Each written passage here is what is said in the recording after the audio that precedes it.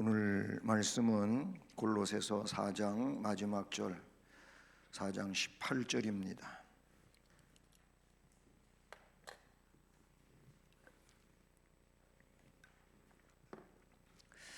네, 4장 18절 한 절 말씀을 우리 함께 봉독하시겠습니다. 나 바울은 친필로 문안하노니 내가 매인 것을 생각하라. 은혜가 너희에게 있을지어다. 아멘. 할렐루야. 네, 오늘 이 말씀 한 절 짧은 말씀이지만 이 말씀 중에도 그 마지막 부분에 있는 대로 은혜가 너희에게 있을지어다 하신 것처럼 우리 주님의 은혜가 여러분에게 함께 하기를 주님의 이름으로 축복합니다. 골로새서 4장 18절까지의 말씀, 이제 오늘 골로새서를 마지막으로 하는데 골로새서 강해 26번째 강의로 골로새서를 마치게 되었습니다. 바울 사도는 어떤 다른 앞에 기록된 서신들 또 뒤에 나오는 이런 서신들에서도 그런 이제 그 내용으로 구성되지만 마지막에 가면 전부 다 이 축도 혹은 축복 기도를 하지 않습니까? 오늘 말씀도 그런 축복 기도가 나오고, 그 다음에 바울 사도는 친필의 문안을 꼭 그 서신 마지막에 쓰고 있고, 또 대체적으로 바울 사도는 자기가 직접 서신 전체를 쓰지를 않았어요. 무슨 얘기냐면은 성령이 감동을 주시면 그 감동 속에서 누구로 하여금 기록을 하게 합니다. 자신이 직접 기록하지 않은 그 이유는 이제 자신에게 어떤 그 안질의 문제, 질병의 문제가 있어서 그랬다, 이렇게 볼 수가 있어요. 근데 오늘 말씀도 보면 먼저 이 친필의 문안에 대해서 나오고 있어요. 오늘 제목은 은혜가 너희에게 있을지어다. 이것이 오늘 말씀 제목입니다. 은혜가 너희에게 있을지어다.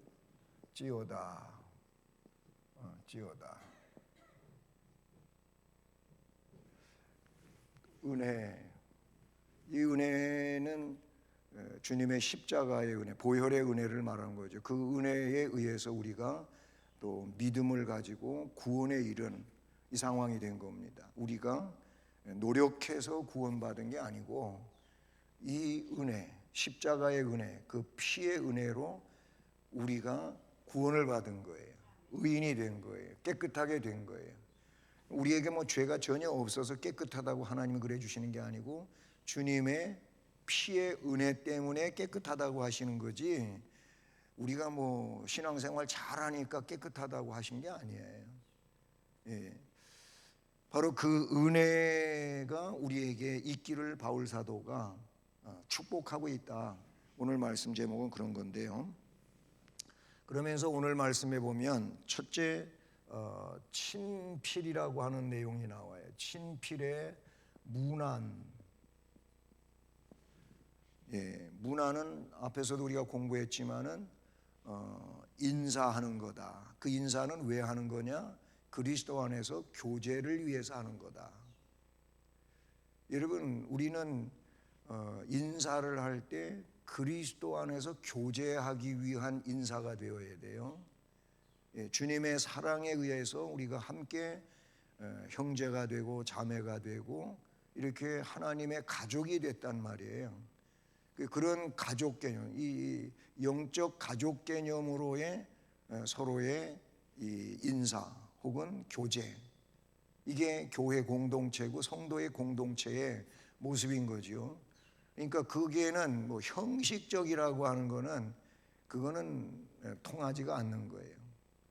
그 내용 속에는 형식이 아니고 거기에는 진실이 담겨져 있어야 된다. 왜 그러냐면 하나님이 모든 걸 아시고 하시는데 그 하나님 안에서 우리가 그런 교제를 해야 되잖아요. 어떤 분은 인사는 하는데 너무 형식적일 수 있어요. 형식적일 수 있고 어떤 이들은 또 아예 저 사람은 나하고 뭐 생각이 다르고 조금 사이가 안 좋아. 그러니까 그냥 대면대면하고 본척만척하고 이러는 사람이 있어요. 이게 성도가 아니에요.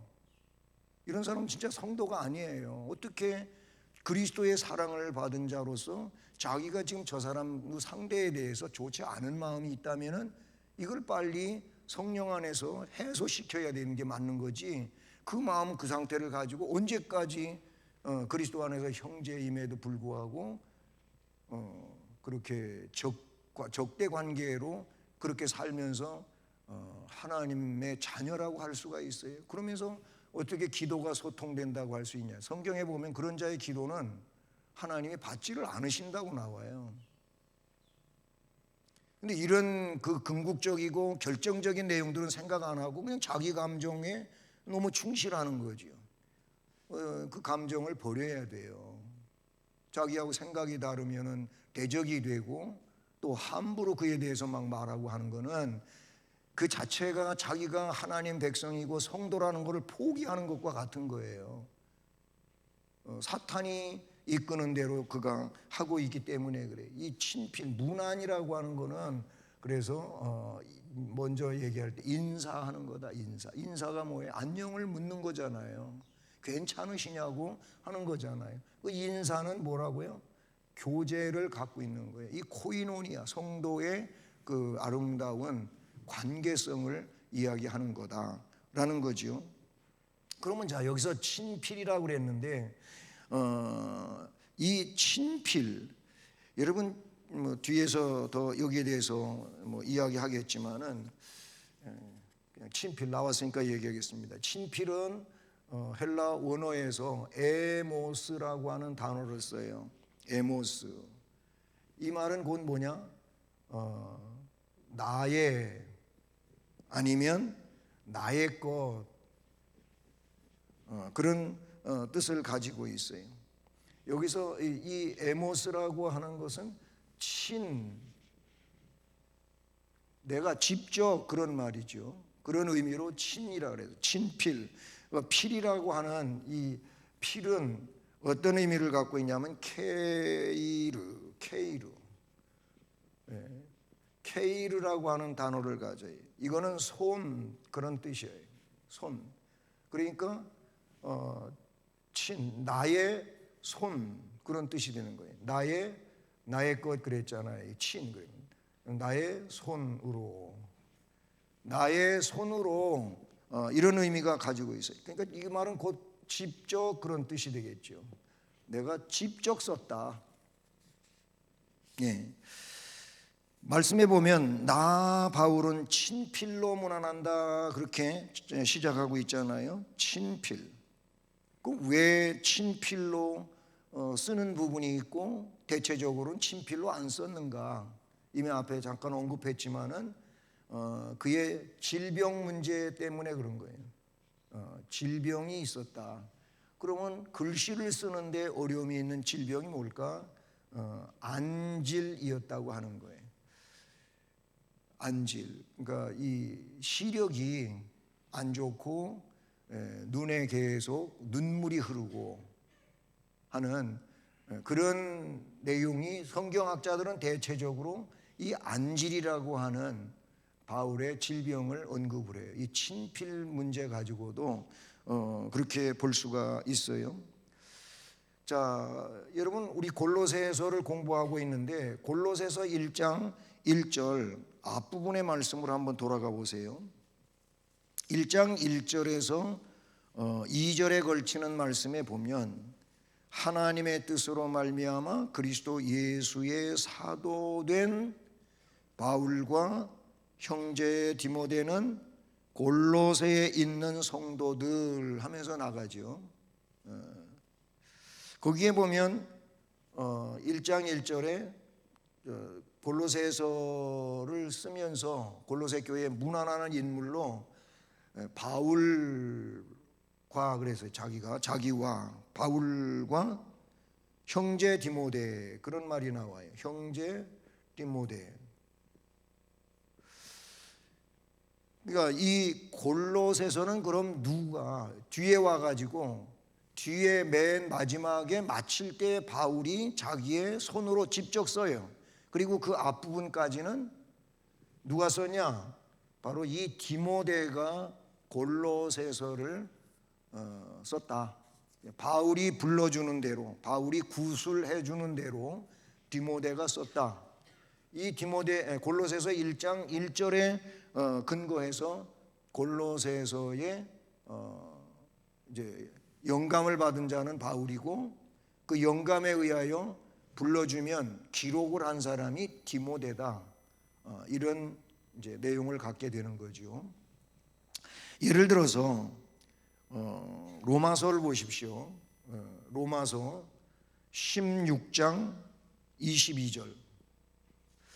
지금 로마서 마지막 부분이에요. 여기는 로마서 마지막 부분인데, 이 로마서 16장 22절에 보면은 로마서를 또 쓰고 있는 사람이 거기 나와요. 이 편지를 기록하는 나 누구냐면은 거기에 더디오라고 하는 인물이 나와요. 더디오. 로마서를 이 편지를 기록하는 나 더디오도 주 안에서 너희에게 문안하노라. 이 로마서 16장 22절에 나오고 있는 것을 볼 수가 있습니다. 이처럼 바울은 친필로 문안하는 그런 내용들이 여기저기에 나오고 있는 것이죠. 자, 왜 그랬느냐? 고린도 안질이라고 하는 이 내용에 대해서는요, 고린도후서 12장 7절을 보면, 고린도후서 12장 7절에 육체의 가시를 이야기하고 있어요. 예? 육체. 이 육체의 가시. 이거를 또 뭐라 그랬냐면은 사단의 사자라고도 표현했어요. 사단의 사자. 사단이 괴롭히는 내용이죠. 자신에게 육체의 가시가 있었다. 이것을 자기에게서 좀 없어지게, 치료되게, 그런데 시달리지 않게 해달라고 3번 기도했다고 그랬어요. 그런데 주께서 바울을 사랑하니까, 바울을 귀하게 쓰시니까 그걸 없애 주실 법도 하잖아요. 그걸 고쳐 주실 법도 하잖아요. 보통 다 그렇게 기대하지 않아요. 내가 뭔가 육체의 질병이 있으면 이 질병에 시달리지 않게 해달라고 기도하죠. 그러면 그걸 없어지기를 원하잖아요. 근데 바울 사도가 그 능력의 사도임에도 불구하고 하나님이, 주님이 그 기도를 사도가 얼마나 원하는 것이었으면 그렇게 기도했겠어요. 그런데 안 들어주셔요. 안 들어주시면 보통 낙심하고 실망하고, 또 조금 더 심하면 원망하고 불평하고, 뭐 그럴 수 있잖아요. 이게 사람이 그런 거죠. 우리 사람들이 그렇잖아요. 내가 그렇게 사모하는 거고 내가 그렇게 원하는 건데 어떻게 내 기도를 물리쳐? 그것도 그냥 가만히 계시는 거, 이게 응답이 되는 거야 안 되는 거야 뭐 그런 정도도 아니고, 네가 원하는 대로 내가 안 해주겠다는 거예요. 그런 응답이 왔어요. 넌 그냥 그렇게 살아, 이렇게 응답이 왔단 말이에요. 그러면서 뭐라고 하시냐면은 내 은혜가 네게 족하다. 네가 그렇게 사는 게 너한테 좋은 거야. 이렇게 말씀을 하셨다는 얘기예요. 너무 이게 좋은 거는 없어지는 게 좋은 건데, 그냥 그거 가지고 고통스럽게 이 가시를 가지고 사는 게 그냥 너한테 좋은 거야. 그러니까 바울 사도는 그런 응답을 받고 기뻐했다 그랬어요. 그걸 그대로 받아들였어요. 왜 그러냐면 이걸 가지고 살아가기에 뭐 하냐? 기도를 더 많이 해요. 하나님을 더 의지해요. 저 연약함 때문에 기도를 안 할 수가 없어요. 저걸 이기면서 주신 능력 가지고 일을 하기 위해서 그대로 살아요. 내 은혜가 내게 족하다. 약할 때 강함이라고 하는 말이 그런 의미에서 쓰는 거예요. 정말 약해요. 이 가시 때문에 어려움이 있어요. 남한테 또 뭐 조롱받는 일도 없지 않아 있어. 아, 저렇게 뭐 능력은 많이 가지고 있으면서도 자기 병도 못 고치면서 뭐 이런 얘기 들을 수 있잖아요. 그렇게 말하는 사람이 사실은 나쁜 건데, 근데 세상 사람들은 흔히 그렇게 얘기해요. 우리가 서로 믿으면서도 믿음의 사람들끼리 뭐가 조금 안 좋은 연약한 부분이 있으면 그거를 꼬투리로 잡아가지고 그 사람 비하하지 마세요. 그건 아주 못된 짓이에요. 그건 사탄이나 하는 짓이죠. 그건 세상 사람이나 하는 짓이에요. 그 연약함을 꼬투리 잡아가지고 뭐 잘난 척하면서 뭐 그것도 뭐 해결하지 못하냐고 뭐 이런 식으로 얘기하는 건 이건 세상 사람이 하는 짓이지 성도가 하는, 그걸 위로를 할 줄 알아야 돼요. 저렇게 연약함 중에도 저런 어려움 중에도 저 아픔 중에도 저렇게 주를 의지하고 사는 거 참 대단하다. 참 본받을 만하다. 예, 훌륭하십니다. 좀 존경스럽습니다. 이런 쪽으로 가야지 그거를 꼬투리 잡아가지고 이상하게 이야기하고 그러면은 안 돼요. 어쨌든 이 가시 때문에 약해요. 여러 가지로 약해요. 약한데 그 약함 때문에 영적으로 강하게 되는 거예요. 더 능력 있는 거예요. 하나님 주신 능력이 자기 안에서 더 역사되어지고 유지가 되는 거예요. 이것 때문에 기도하고 하나님 의지하고 믿음으로 사는 거예요. 주님이 역사하실 것을 바라보고 산다는, 이 고린도후서 12장 7절 이하의 말씀에서 그걸 우리에게 잘 설명해 주고 있는 걸 봐요. 그러니까 이 안질이라고 하는 바울이 가지고 있는 질병의 문제로 사도는 그 주님의 능력을 더 크게 유지할 수 있는 그 속에 사는 사람이 되었다, 이렇게 볼 수가 있어요. 자, 그런데 이제 고린도 전서 16장 21절, 여기에 보면 나 바울은 친필로 그런 말이 나오죠. 나 바울은 친필로 너희에게 문안한다. 또 갈라디아서 6장 11절, 여기에도 뭐라고 돼 있어요? 내 손으로 너희에게 이렇게 큰 글자로 쓴 것을 보라. 거기에는 작은 글씨도 아니고 큰 글씨. 뭐 사람들은 글씨도 똑같은 이제 A4 용지를 주면서 여기에다가 뭐 기도 제목을 써보세요, 아니면 소망사항을 써보세요, 아니면 자신의 신앙 고백을 써보세요. 그러면요 A4 용지가 크잖아요. 근데 뭐 많이 쓸 것도 아닌데도 불구하고 어떤 사람은 글씨가 조그맣게 써. 예? 어떤 분은 또 그 글씨에 한 5배는 정도 되게 크게 또 쓰는 분도 있어요. 예? 어떤 사람은 보통 글씨로 쓰는 분들. 그러니까 이 글씨 쓰는 것도 보면 크기가 제각각에 제각각. 어떤 사람은 심리학자는 글씨를 쓰는 걸 보면서 그 사람의 성품을 이해한다고 하는 말도 있는데, 글씨 크기라든지 모양이라든지 그 필체라든지 이런 것에 자기 성격이 담겨져 있대요. 예? 자기의 성격이 담겨져 있다고 그렇게 말을 해요. 그래서 뭐 그건 그 심리학자들의 얘기고, 그렇다고 글씨 조그맣게 쓴다고 제가 흉보는 것도 아니고요. 갈라디아서 6장 11절은 바울 사도가 친필로 쓰는데 큰 글씨로 썼다, 큰 글자로 썼다. 이 큰 글자로 쓴다고 하는 것도 그가 안질의 문제로 조그맣게 쓸 수가 없어요. 그래서 크게 썼다, 이렇게 이해를 하거든요. 그렇게 이해. 어쨌든 친필로 썼다, 여기도 나와요. 데살로니가 후서 3장 17절, 살후 3장 17절, 여기 말씀에 뭐라고 돼요? 나 바울은 친필로 문안하노니 이는 편지마다 표시로서 이렇게 쓰노라. 여기에 편지마다 표시라고 하는 말이 나와요. 편지마다 표시로서, 앞부분에는 다른 사람이 필사를 해주고 부르는 대로 필사를 해주고 뒤에 와서 표시를 했다고 하는 말. 이 표시가 뭐냐? 확증이라고 하는 의미가 담겨져 있어요. 아니면 인증이라고 하는 의미가 담겨져 있어요. 무슨 얘기냐면 이게 바울이 썼냐 안 썼냐 이런 거에 대해서 굉장히 중요하거든요. 중요한데 다른 사람이 누가 써놓고 바울의 이름을 그냥 거기다가 써버리면 마치 바울이 쓴 것 같이 되잖아요. 이게 뭐예요? 위조예요. 위조지요. 뭐 요새 논문에 대한 것도 무슨 뭐 위조 문제로 그렇게 세간에 떠들썩하는 일도 있고 그렇지 않습니까? 왜 표시를 했느냐? 분명히 이 서신은, 이 편지는 나의 기록물이다, 그거예요.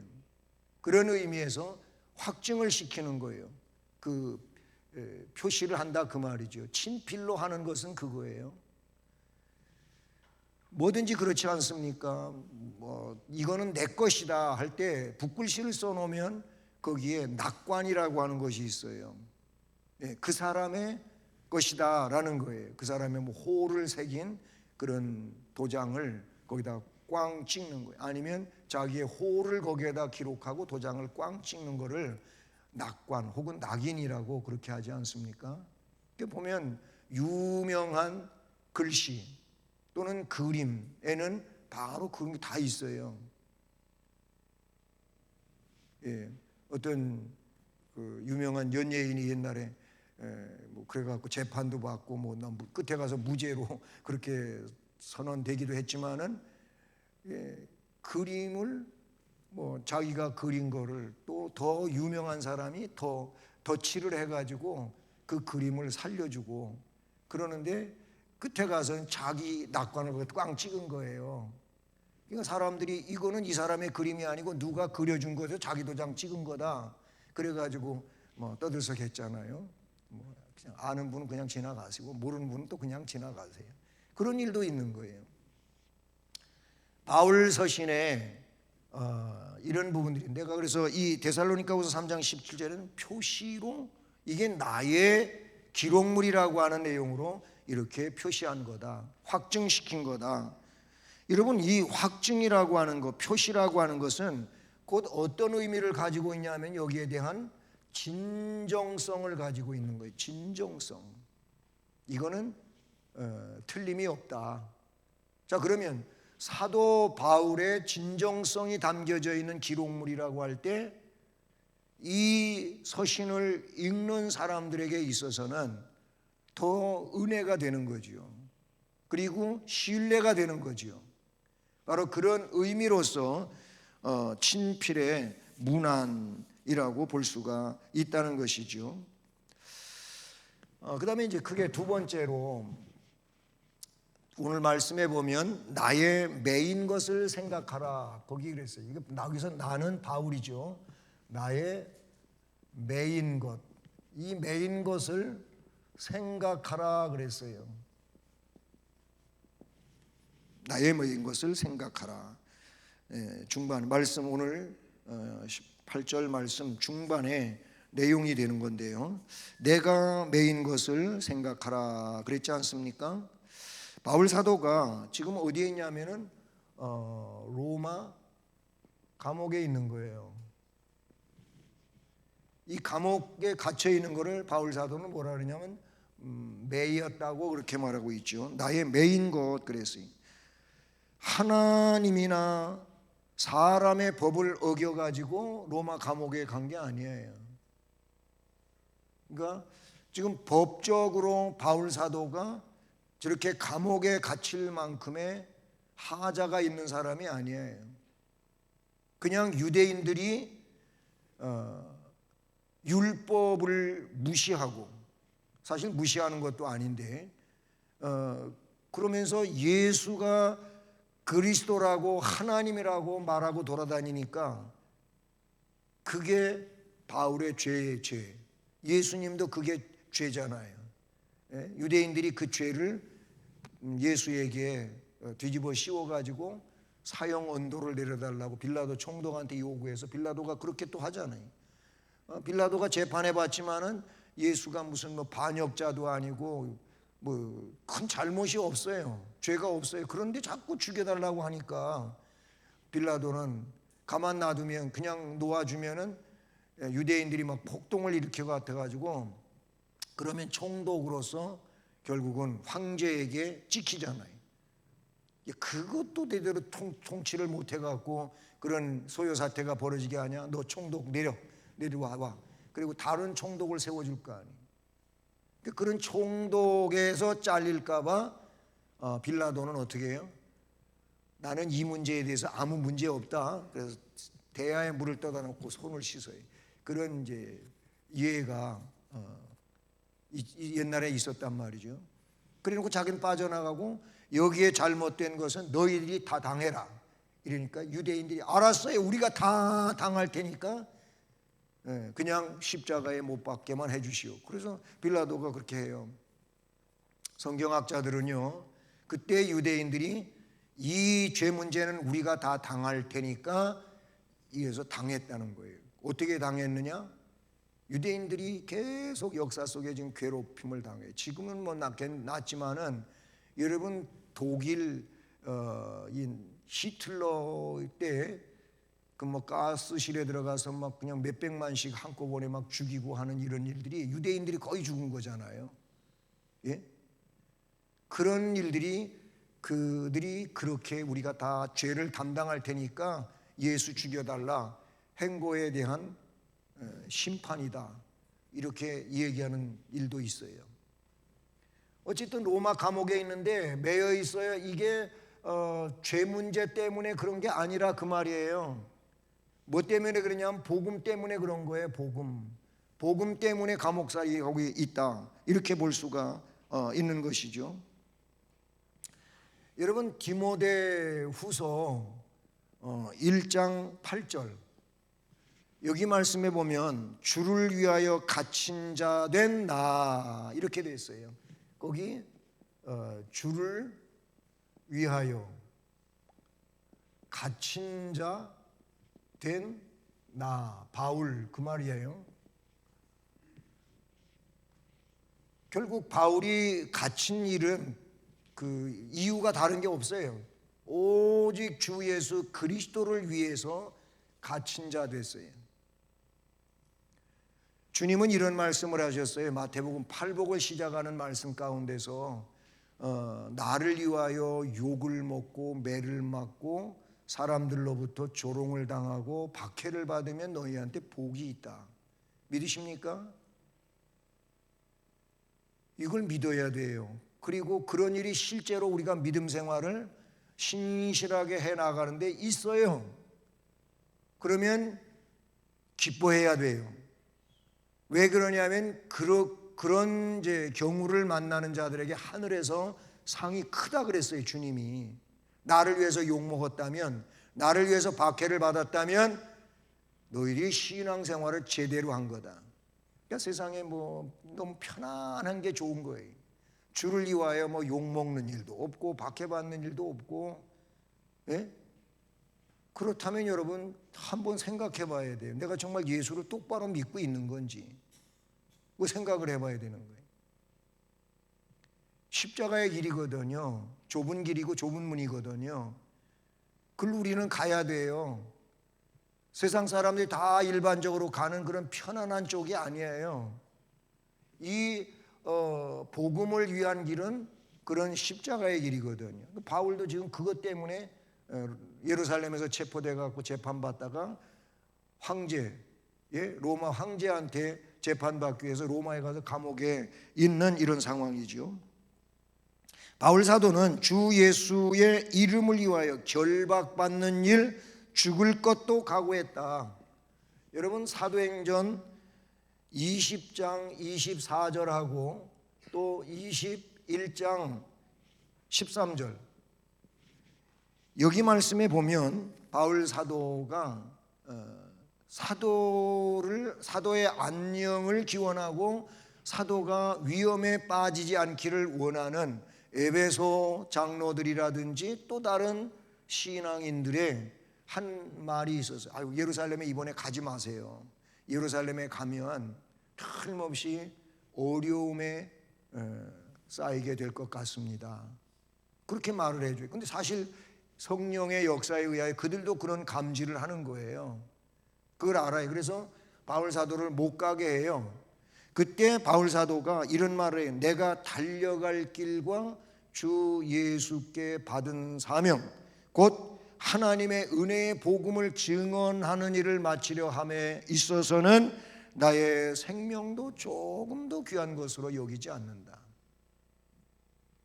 하나님 나라를 위해서, 복음을 위해서 생명 바치겠다 그 말이에요. 사도행전 20장 24절에 이야기하고 21장 13절에서는 나는 주 예수의 이름을 위하여 결박받는 것뿐만 아니고 죽을 것도 각오했다. 여기서는 생명도 조금 더 귀한 것으로 여기지 않는다 그랬는데 여기는 결박 문제도 아니고 뭐 죽을 것도 각오했다. 그러니까 말리지 말아라, 난 간다. 그런 고백을 하고 있는 것을 보게 되지. 이렇게 해서 사실은 매여요, 매여. 사슬에 묶여요. 죄수가 돼요. 결국 그래서 이제 예루살렘에서 재판받다가 로마로 가서 로마에서 재판받는 중에 결국은 참수를 당해요. 참수당해서 사도는 순교를 당하게 되는 것이죠. 여러분, 그거를 좀 뭐 해라? 생각 좀 해주라 하는 얘기가 있어요. 사실 골로새 교회가 이런 생각을 못하고 있는 입장이라고도 볼 수가 있어요. 왜 그러냐? 그만큼 시간이 지나가요. 여러분, 우리가 신앙생활하는데 처음부터 끝까지 정말 그 목표가 변하지 않고 가는 일은 아주 훌륭한 겁니다. 근데 어느 만큼 가다가 그게 자꾸 변질이 되지요. 그 농도가 떨어지는 거예요. 나태해지고 약해지고 시들해지고 그런단 말이죠. 근데 바울 사도나 우리 주님께서 하시는 내용은 날이 가면 갈수록 천국이 가까워 올수록 어떻게 더 강해져야 되고 더 주님이 원하시는 사람으로 세워져야 되고 능력이 있어야 되는데 그렇지 않는다는 거예요. 이상하게 신앙생활하고 은혜를 받아서 그 심령에 능력이 있고 행복이 있을 때는 굉장히 충만하고 그러다가 이게 오래오래 되다가 보니까 자꾸 형식화되고 그러는 거예요. 이게 굉장히 무서운 거예요. 그러면서도 지금 잘하고 있는 것처럼 착각에 빠져 있어요. 성경은 그래서 뭐라고 말씀하냐면은 항상 새롭게 하라는 거예요. 새롭게. 기도 생활도 예배 생활도 봉사 생활도 그냥 새로운 마음으로 새롭게 지금 막 은혜 속에 시작하는 것처럼 하라는 거예요. 그게 새 마음으로 새 영으로 새롭게 하는 거예요. 그게 자꾸 변화를 받는 것이고 하나님이 기뻐하시는 쪽으로 가는 건데 너무나 오랜 시간들 속에 이게 그냥 뭐라 그래, 굳어져 버려. 그래서 형식만 남는 이런 상황이 되는 거예요. 굉장히 무서운 겁니다. 그렇게 되면은 신앙의 능력은 상실되고 자꾸 옛날 이야기만 하며 사는 거예요. 그렇게 하면 영적으로 점점 더 침체되고 무뎌지고 잘못되는 거예요. 여러분, 멀찌감치 한번 있어 보시면, 그렇게 있어 보신 분들은 그건 알 수 있을 거예요. 가까이에 있지 않으면은 약해질 수밖에 없어요. 꼭 이게 꼭 그런 건 아니지만은 이상한 교회에 이렇게 깊숙이 들어와 있어서 생활할 때하고 그 깊숙한 곳에서 자꾸 멀어지는 거예요. 어떤 멀찌감치 나가 있어요. 그래서 그냥 간신히 주일 예배 드리고 주일 예배도 또 온전히 못 드리고 이렇게 하는 사람들 영적인 상태를 보면은요, 본인은 아니라고 하지만 형편없어요. 형편없게 되는 거예요. 그래서 가까이 가려고 자꾸 노력을 해야죠. 주님 앞에 가까이 다가서려고 노력을 하고 깊숙이 들어와 활동을 해야지 멀어지면 안 돼요.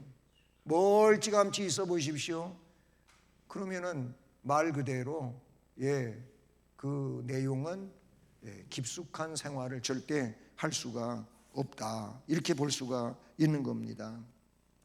성도들은요, 지금 바울이 복음 때문에 그랬잖아요.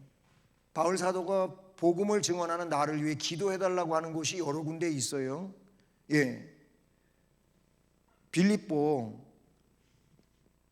빌립보서 같은 경우에 4장 10절부터 18절까지의 말씀에 나오고 있는 그런 내용인데요. 거기에는 바울 사도가 이렇게 말하고 있어요. 내가 주 안에서 크게 기뻐하면 너희가 나를 생각하던 것이 이제 다시 싹이 나미니. 빌립보 교회가, 이 빌립보 교회 참 바울 사도를 끔찍이 생각하는 교회예요. 여러 교회가 있는데 그 중에 빌립보 교회가 굉장히 중심에 있는 교회 중에 하나지요. 근데 이 교회도 바울 사도를 많이 생각을 하던 교회인데 어느 순간에 그거를 잃어버려요. 놓쳐요. 근데 바울 사도가 10절에 뭐라 그러냐면은 너희가 나를 생각하던 것이 이제 다시 싹이 났다고 하는 말이 나와요. 다시 싹이 터서 그것이 자라가는 그 내용으로 말하죠. 너희가 또한 이를 위하여 생각은 하였으나 기회가 없어서 그런 줄 안다. 바울이 위로하지요. 14절로 넘어가. 그러나 너희가 내 괴로움에 함께 참여하였으니 잘하였도다. 거기 괴로움이 나와요. 괴로움에 참여라고 하는 말이 나와요. 떨어져 있어요. 바울하고 빌립보 교회는 떨어져 있어요. 소아시아에 있는 교회잖아요. 그럼에도 유럽 첫 관문에 있는 교회잖아요. 그런데 바울하고 떨어져 있잖아요. 바울은 로마에 있고. 그럼에도 불구하고 뭐라고? 괴로움에 참여한다.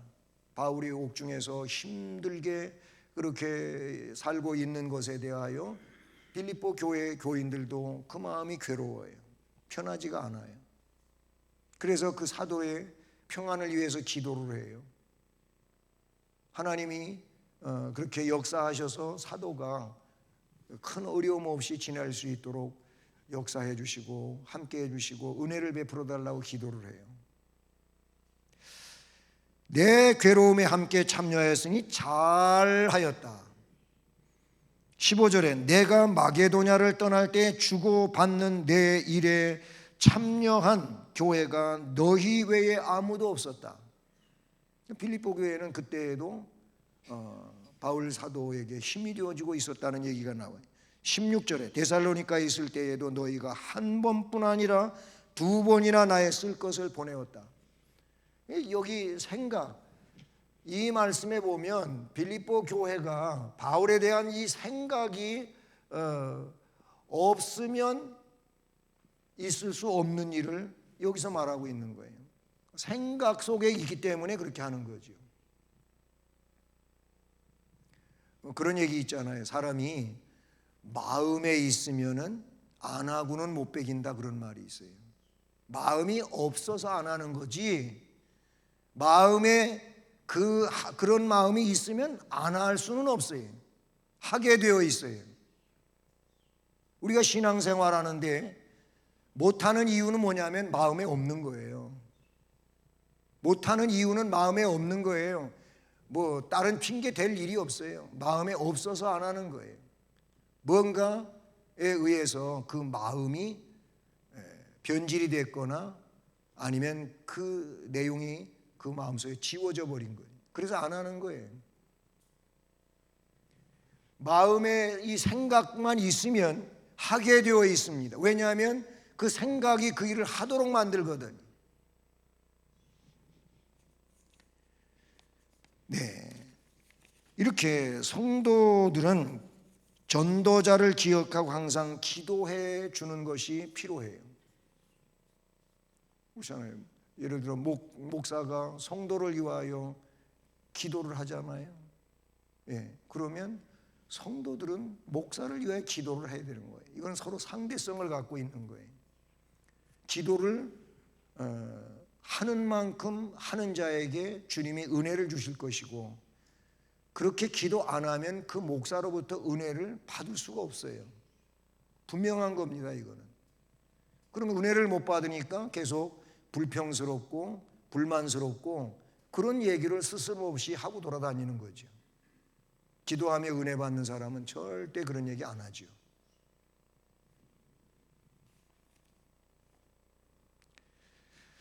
마지막 세 번째로 축복 기도가 나와요. 오늘 말씀에 축복 기도. 일명 축도라고 우리가 줄여서 말하죠. 축도. 보통 주일 예배, 오전 예배, 오후 예배 예배 마치면서 축도를 하잖아요.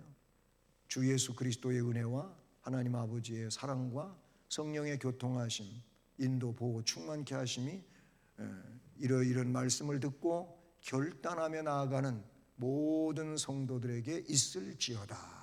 이런 이제 축도를 제가 하지 않습니까? 그와 마찬가지로 그것은 이 내용은 우리가 보통 고린도후서 13장 13절이 원형이라고 거기 나와요.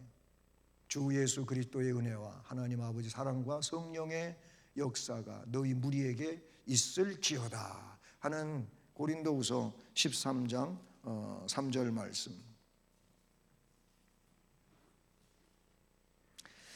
자, 이 골로새서를 시작을 하면서 1장 1절 2절 말씀에 보면 역시 축복 기도가 나와요. 그러니까 결국 축복 기도로 시작해서 축복 기도로 마치는 게 골로새서라고 보면 돼요. 다른 서신도 이런 유형을 띈 게 여러 개가 있고요. 1장 1절로 2절에 보면 그리스도 예수 안에서 빌립보에 사는 모든 성도와 감독들과 집사들에게 편지하노니 하나님 우리 아버지와 주 예수 그리스도로부터 하나님 아버지와 주 예수 그리스도로부터 은혜와 평강이 너희에게 있을지어다. 여기에는 성령의 역사는 빠져 있는 그런 상황이라고 볼 수 있겠죠. 자, 어쨌든 이 1장 1절로 2절에 거기가 축복 기도가 나와요. 이 축복 기도로 시작을 하죠. 시작해가지고 오늘 4장 18절 말씀에도 역시 우리가 살펴본 것처럼 축복 기도로 마무리가 돼. 은혜가 너희에게 있을지어다. 이렇게 마무리 지어지고 있죠. 그 은혜는 뭐냐면 주 예수 그리스도의 은혜가 너희 심령에 있을지어다. 이렇게 되어지고 있어요. 참 이 내용은 하나님 아버지, 주 예수 그리스도, 성령 하나님 이런 삼위 하나님의 은혜와 역사와 사랑이 너희에게 함께 있을지어다. 이건 참으로 귀중한 것 같아요. 이 은혜에 의하여 우리가 올바른 믿음 생활을 살아갈 수가 있지 않습니까? 네. 우리가 살면서 성도에게 있어서 따라서 합니다. 하나님의 은혜는 없어서는 절대 안 된다. 하나님의 은혜가 성도에게 없으면 절대 안 돼요.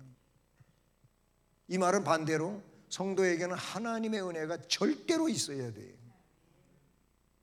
이미 앞에 얘기해서 은혜가 뭐예요?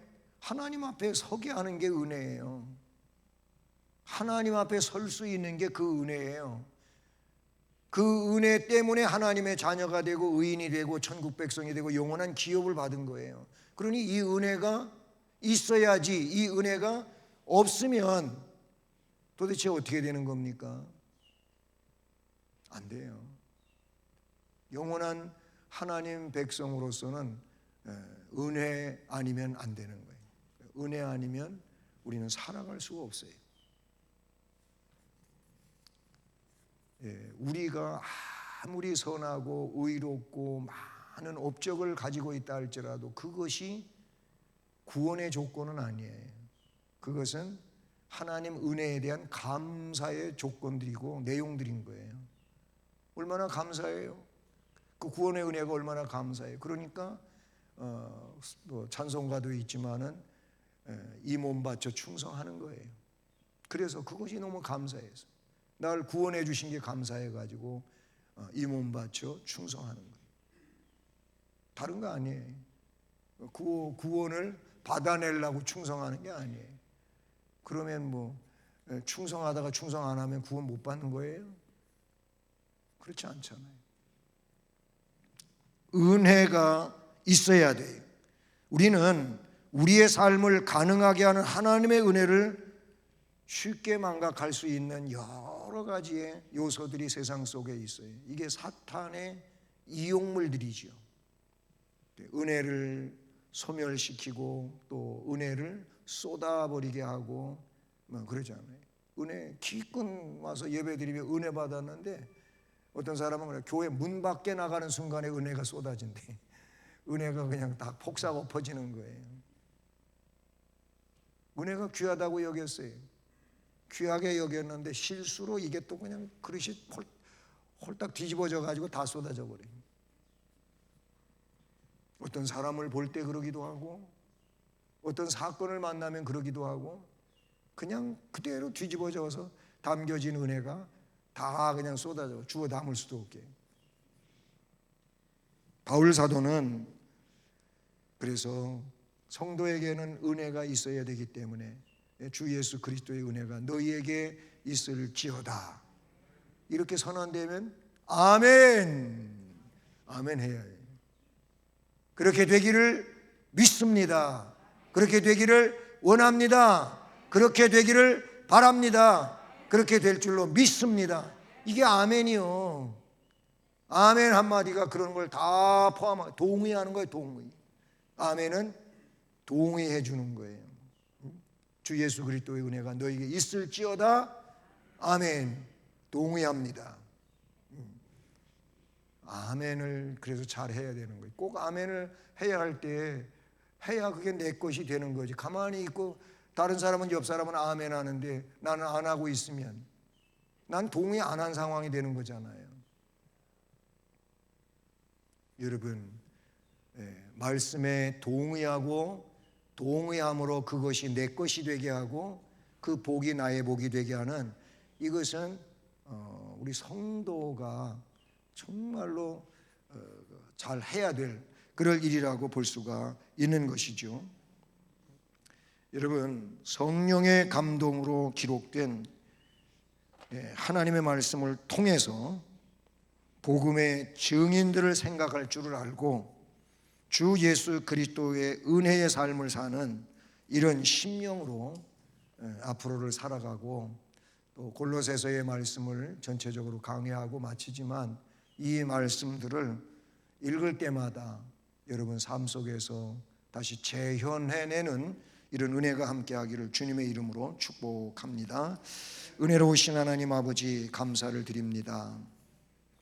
오늘 말씀처럼 은혜가 너희에게 있을지어다.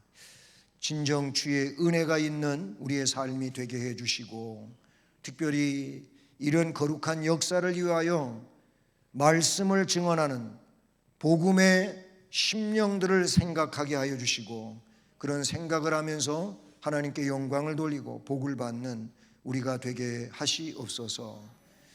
또 우리의 일상적 삶을 살아갈 때 성도의 삶을 그리스도인의 삶을 성령 안에서 충만하게 살아가는 복스러운 심령들 되게 하옵소서. 예수 그리스도의 이름으로 기도드립니다. 아멘.